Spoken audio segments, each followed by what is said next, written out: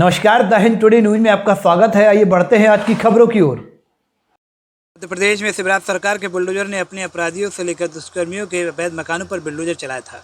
आज उसी बुलडोजर को लेकर मानव अधिकार आयोग में एक याचिका दायर की गई थी। इस याचिका में कहा गया जो भी अपराधियों ने पुलिस ने मामला दर्ज कर अरेस्ट कर लिया, कोर्ट में मामला चल रहा है, बावजूद झूठ वाहवाही लूटने के लिए प्रशासन ने उनके मकानों को जमींदोज कर दिया, जिसकी सज़ा उसका परिवार भुगत रहा है। ऐसे अफसरों के खिलाफ कार्रवाई की जाए, क्योंकि ये सीधे तौर पर मानव अधिकारों का हनन है। दरअसल ग्वालियर में आज मानव अधिकार आयोग की टीम ने सुनवाई की, जिसमें 32 केस की सुनवाई मानव अधिकार आयोग के अध्यक्ष न्यायमूर्ति नरेंद्र कुमार जैन और सदस्य मनोहर कुमार ममतानी की बेंच ने की। इस दौरान 23 प्रकरणों का निराकरण कर दिया गया। वहीं मानव अधिकार आयोग की बेंच में पानी से लेकर पुलिस और सहायता राशि के प्रकरण सामने आए हैं। वहीं बुलडोजर मामले में याचिकाकर्ता सुनवाई से खुश नहीं, वो अपनी याचिका को PIL के रूप में हाईकोर्ट में पेश करेगा।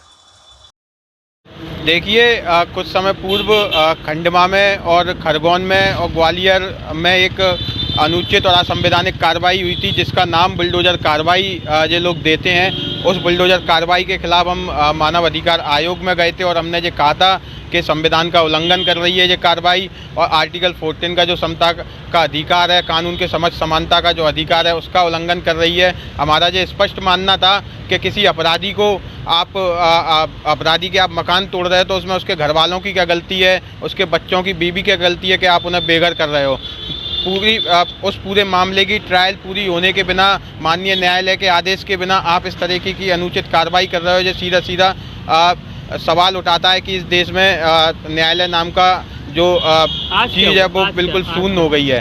आज ये है आज ये हुआ कि जो पीठ यहाँ बैठी थी मानव अधिकार आयोग की, उसने पूर्णतः पक्षपात किया और उस पक्षपात में उस कार्रवाई को सुनने से बिल्कुल मना कर दिया और कहा कि इसके लिए माननीय न्यायालय है, न्यायालय जाइए। हमने बोला उनसे कि हम न्यायालय भी जाएंगे, लेकिन जिस तरीके से मानव अधिकारों का हनन हो रहा है उस पर आपका क्या आपका क्या नज़रिया है। तो उस पर उन्होंने पूर्णतः सुनने से मना कर दिया और उस केस को डिस्पोज करने का काम किया। बुलडोजर के मामले में ऐसा है, अभी ये मामला बड़ा चर्चा में चल रहा है आप लोगों के सामने, लेकिन मध्य प्रदेश की शिकायत किसी पर्सनल व्यक्तिगत रूप से यहाँ ग्वालियर ज़िले की हमारे पास यहाँ नहीं आई। एक एडवोकेट ने यहाँ एप्लीकेशन लगाई थी, वो जनरल थी।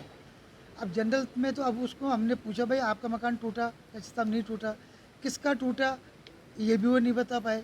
अब जनरल तो हम क्या, यहाँ कोई हमारे PIL तो एंटरटेन हम करते नहीं। हाई कोर्ट में, सुप्रीम कोर्ट में जाए, ये चर्चा में आया ज़्यादा मामला यूपी के मामले में सुप्रीम कोर्ट तक मामला गया, लेकिन अभी तक सुप्रीम कोर्ट से भी उनको किसी प्रकार की रिलीफ मिली नहीं, उसको जस्टिफाई माना।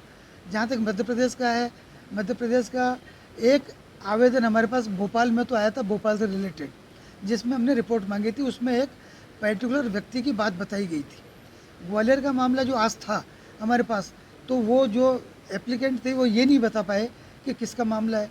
अब ऐसे आप केवल हवा के अंदर तो हम बात कर नहीं सकते, किसको रिलीफ दिलवाएं। जनरल ऑर्डर हम ऐसे पास नहीं कर सकते कि आप ये करो या ये नहीं करो, जब तक कोई जो एक्शन हम देखेंगे नहीं किसी पर्टिकुलर आदमी का। आपकी कोई व्यथा है तो आप हमारे पास आएंगे, या आपका कोई रिप्रेजेंटेटिव बताए साहब इनकी ये व्यथा है, तो कोई समझ में आए तब हम किसी अधिकारी से पूछे कि भाई इसमें आप प्रतिवेदन दो, क्या समस्या है। ऐसे जनरलाइजेशन तो नहीं कर सकते ना किसी को। तो केस को डिस्पोज कर दिया। हाँ, हमने उसको ये कह दिया कि इस प्रकार का मामला आयोग स्तर पर ये जब तक कि कोई स्पेसिफिक नहीं हो, हम कोई इसमें इंक्वायरी नहीं कर सकते। पुलिस से संबंधित कुछ इस वीडियो को लाइक करें, हमारे चैनल को सब्सक्राइब करें, बेल आइकन जरूर प्रेस करें हमारी न्यू वीडियो सबसे पहले देखने के लिए। सब्सक्राइब करने के बाद ना घंटी बजा देना, ताकि जब भी मैं कोई न्यू वीडियो अपलोड करूं तो तुम्हारे फोन की घंटी भी बजे।